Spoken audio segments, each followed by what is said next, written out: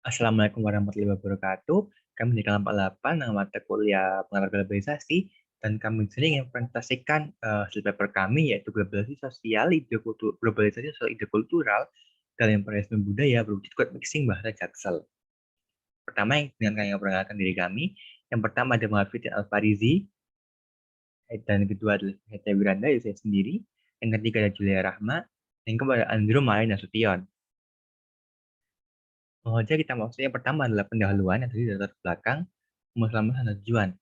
Latar belakangnya sendiri, kita mulai pada tahun 2018 itu pada September awal, pada tahun 2018, di mana pada saat itu tim media sosial Indonesia muncul trending yang mana berupa adanya kalimat bahasa Indonesia yang disisipi oleh bahasa asing yang umumnya bahasa Inggris. Tren ini muncul pada media sosial Indonesia, khususnya Twitter, dan kemudian cepat sekali menjadi trending pada media sosial Indonesia dan menyebar secara viral. Penggunaan kalimat ini umumnya berupa kalimat bahasa Indonesia yang ditambah kata bahasa Inggris seperti which is, prefer, atau kata-kata singkat lainnya. Kalimat ini sering penuh bahasa ini seringkali diidentikan dengan anak-anak muda di Jakarta Selatan, dan karena itu gaya bahasa sport ini disebut dengan bahasa Jaksel. Bahasa Jaksel ini sendiri merupakan bagian dari code mixing yang mana menurut Suwito adalah yang berkode atau code mixing adalah keadaan berbahasa di mana orang mencampur dua lebih bahasa asing dengan maksud bahasa satu di dalam bahasa yang lainnya. Dan perlu dipahami juga bahwa code mixing ini merupakan salah satu lainnya adalah efek samping dari globalisasi yang mana mempertemukan dua budaya yang berbeda. Dengan mempunyai fenomena ini saja banyak perdebatan di kalangan masyarakat, khususnya di kalangan identitas nasional, yaitu bahasa Indonesia. Ada kalangan yang mendapat pro bahwa mendukung bahwa bahasa Jaksel ini mampu mendorong rakyat Indonesia untuk lebih belajar bahasa Inggris, serta mampu rakyat Indonesia untuk mampu berkomunikasi dengan lancar menggunakan bahasa asing. Kemudian di pihak lain ada mereka yang menentang ini dengan mengatakan bahwa kode mixing ini sangat norak ataupun berarti dalam berkomunikasi ataupun mereka takut bahwa dengan adanya code mixing ini nantinya bahwa aspek-aspek bahasa Indonesia akan luntur dan kemudian malah akan digantikan oleh bahasa-bahasa asing. Nah, oleh karena itu kelompok kami melakukan analisa terhadap kasus ini. Dalam masalah sendiri, kelompok kami mengambil rumusan masalah yaitu apa pengaruh bahasa Jaksel dan code mixing terhadap penggunaan bahasa Indonesia. Tujuannya sendiri yaitu untuk mengetahui pengaruh bahasa Jaksel dan code mixing terhadap penggunaan bahasa Indonesia ke depannya. Berikutnya adalah bagian pembahasan yang akan dilakukan teman saya, yaitu Andrew dan Julia. Baik, terima kasih. Mungkin slide-nya bisa.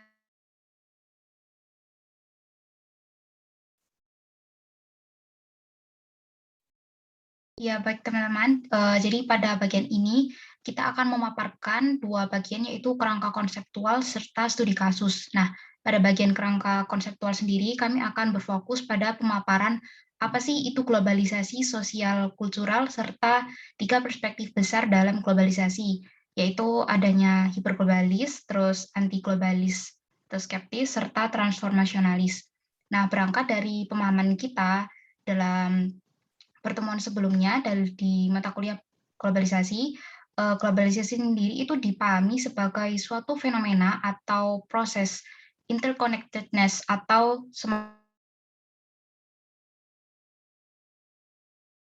integrasinya individu-individu itu menjadi global. Jika dikaitkan dengan aspek sosial budaya, tentunya ya, jadi budaya ini yang kemudian dijadikan titik fokus terkait proses globalisasi. Nah, kami merujuk pada definisi milik David Held bahwasannya globalisasi culture ini juga seringkali disinonimkan dengan istilah westernisasi, amerikanisasi, atau juga imperialisme budaya yang akan dipaparkan secara khusus pada tiga perspektif globalis lainnya. Nah, namun perlu digarisbawahi di sini bahwasannya David itu mengatakan bahwasannya budaya itu sendiri merupakan suatu produk dari globalisasi. Mungkin bisa dilanjutkan next slide. Ya, ini dia tiga perspektif globalisnya. Next. Nah, hiperglobalis. Nah, kelompok ini menganggap bahwasannya globalisasi budaya itu merupakan suatu manifestasi dari demisioner budaya nasional. Artinya perlu kita ingat kembali bahwasannya terdapat beberapa asumsi dasar dari kelompok hiperglobalisme.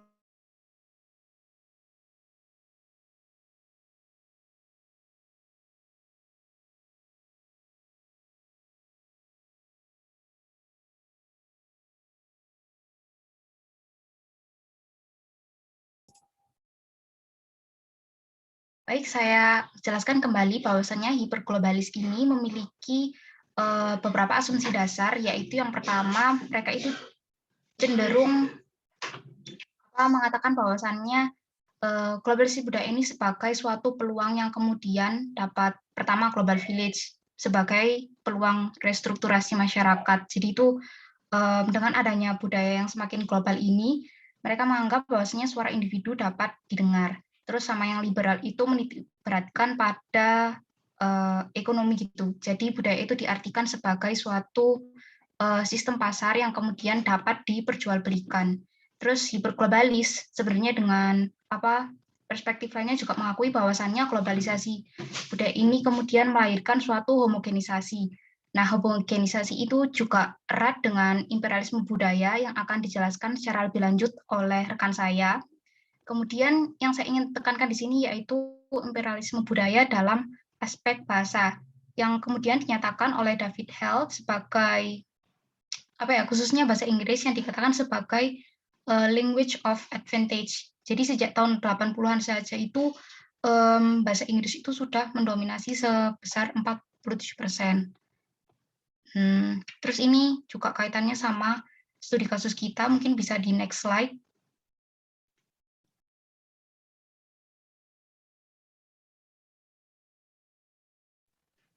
Jadi di bagian code mixing itu seperti yang sudah dijelaskan sama Ivan tadi di awal, bahwasannya ini sebagai salah satu bentuk imperialisme budaya yang datang seperti dikatakan oleh Kanti Mati, bahwasannya kode mixing itu hadir karena adanya exposure yang besar dari kehadiran bahasa Inggris itu sendiri.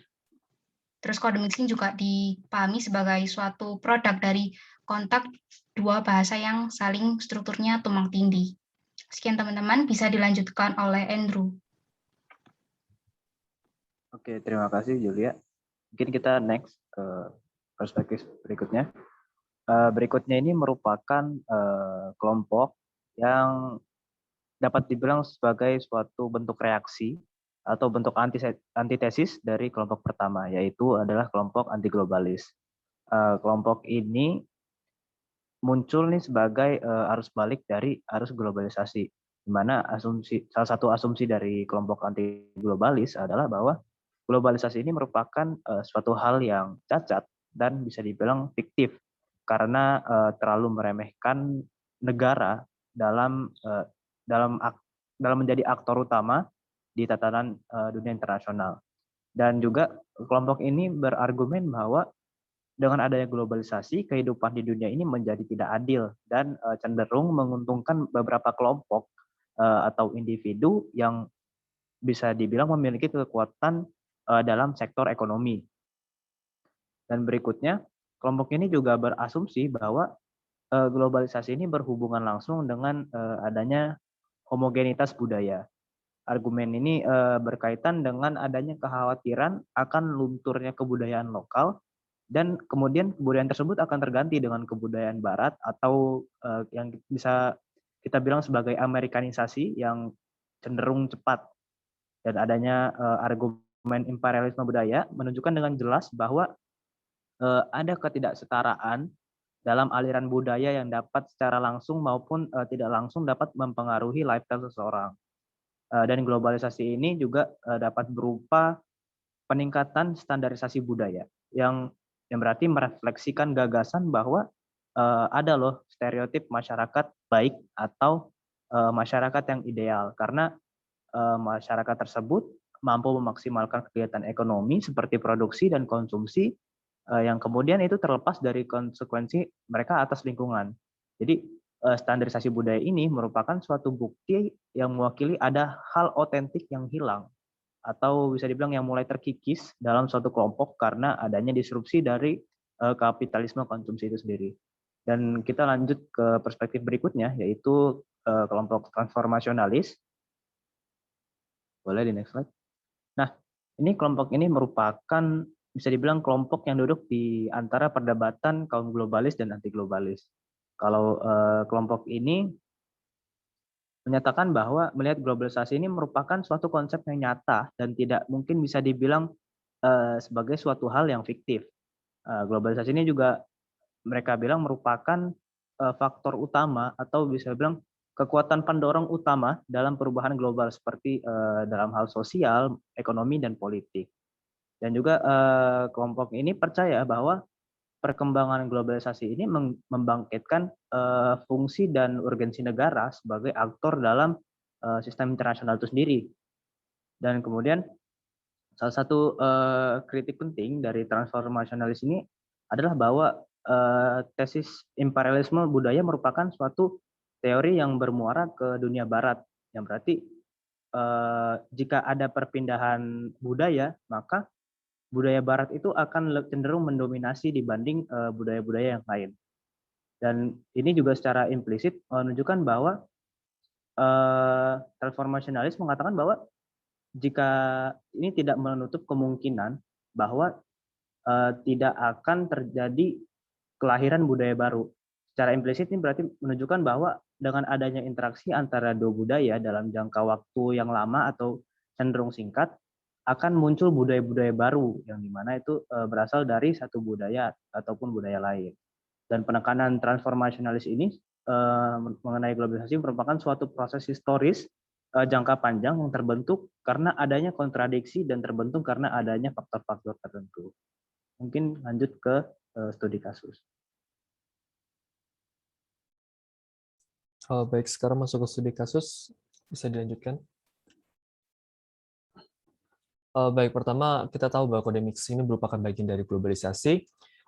Seperti yang telah dijelaskan sebelumnya, bahwa pencampuran bahasa seperti bahasa Inggris, bahasa Jepang, dan bahasa Korea dan sejenisnya adalah bagian dari exposure dunia itu sendiri.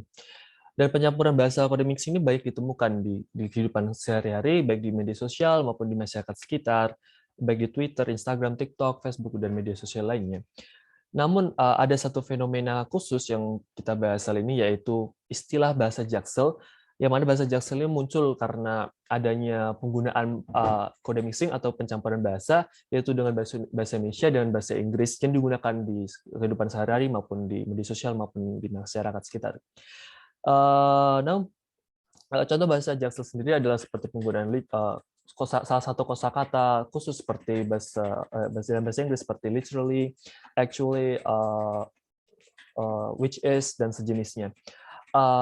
Lalu masuk ke pembahasan bahwa kita tahu bahwa bahasa Jaksel yang merupakan bagian dari globalisasi, maka bahasa Jaksel sendiri membawa dampak positif dan negatif tergantung dari perspektif globalisasi masing-masing. Yang pertama yaitu dari perspektif hyperglobalis, yang mana kita percaya bahwa dalam perspektif hyperglobalis, adanya bahasa Jaksel atau kode mixing ini dipercaya akan meningkatkan kemampuan bahasa Inggris masyarakat sendiri. Karena kita tahu bahwa bahasa Inggris adalah bahasa internasional, maka pemahaman dan penguasaan bahasa Inggris ini penting bagi masyarakat, yang mana akan membawa keuntungan bagi masyarakat jika masyarakat menggunakan adanya kode mixing ini sendiri dalam perspektif hyperglobalis. Dan selanjutnya dalam perspektif anti globalis, dipercaya bahwa adanya bahasa Jaksel atau kode mixing ini sangat berbahaya karena yang pertama penggunaan bahasa Jaksel ini tidak sesuai dengan aturan PWB dan EYD dalam bahasa Indonesia itu sendiri. Karena kita tahu penggunaan pencampuran bahasa Indonesia, bahasa Inggris dalam mungkin hanya satu kata yang diganti bahasa Inggris atau beberapa kata saja, hal ini tidak sesuai dengan aturan yang ada yang sudah ditentukan di dalam ejaan yang disempurnakan maupun di pedoman bahasa Indonesia. Maka penggunaan bahasa Jaksel ini sudah dapat dikatakan melanggar atau melarang menyalahgunakan adanya aturan ini sendiri. Yang kedua, dipercaya bahwa penggunaan bahasa Jaksel ini tidak memberikan dampak signifikan dalam pembelajaran anak sehari-hari di sekolah, terutama di SMA yang setelah diteliti. Karena menurut penelitian bahwa adanya penggunaan bahasa Jaksel oleh murid-murid SMA tidak meningkatkan nilai bahasa Inggris mereka di sekolah. Maka dapat disimpulkan bahwa penggunaan bahasa Jaksel ini tidak meningkatkan kemampuan bahasa Inggris seseorang secara signifikan. Dan dampak negatif selanjutnya oleh anti globalis dipercaya bahwa adanya bahasa Jaksel atau kode mixing ini akan melunturkan budaya bahasa Indonesia itu sendiri.